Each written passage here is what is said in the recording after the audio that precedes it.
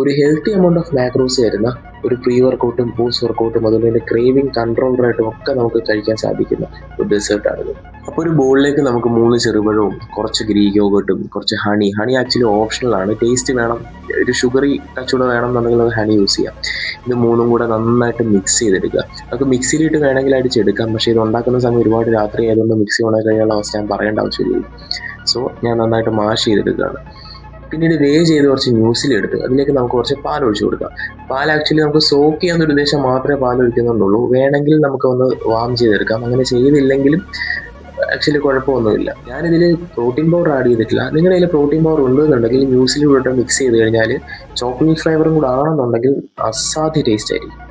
ഒരു സെക്കൻഡ് ലെയറായിട്ട് നമ്മൾ നേരത്തെ മാറ്റി വെച്ചാൽ നമ്മുടെ ബനാന യോഗട്ട് ഹണി നമുക്ക് ആഡ് ചെയ്ത് കൊടുക്കാം. നമുക്ക് ബ്ലൂബെറിയോ സ്ട്രോബെറിയോ ഒക്കെ ഇതിൻ്റെ മുകളിൽ നമുക്ക് കട്ട് ചെയ്തിടാം. പക്ഷേ എൻ്റെ കയ്യിൽ തൽക്കാലം ഇതൊന്നും ഇല്ലാത്തതുകൊണ്ട് ഞാൻ ഒരു ചെറുപഴം മാത്രമേ തൽക്കാലം അരിഞ്ഞിടുന്നുള്ളൂ.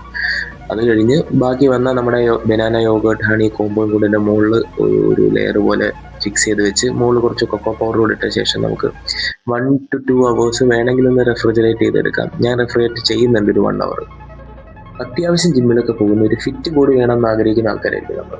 അപ്പോൾ നമ്മുടെ എയിം എന്ന് പറയുന്നത് ഒരു പക്ഷേ ഫാറ്റ് ലോസ് ആയിരിക്കാം, അതല്ലെങ്കിൽ ലീൻ ബൾക്കിംഗ് ആയിരിക്കാം. എന്ത് തന്നെയാണെങ്കിലും നമ്മുടെ ഗോൾഡൻ റൂൾ എന്ന് പറയുന്നത് കൗണ്ടിങ് അവർ കാലറീസ് ആണ്.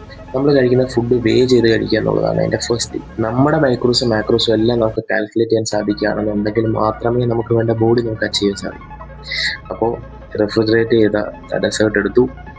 ആക്ച്വലി സംഭവം കൊള്ളാം, പക്ഷേ കൊക്കോ പൗഡർ വേദന കുറച്ച് കൊടുത്തു. അത്രേ ഉള്ളൂ. Stay safe and stay healthy.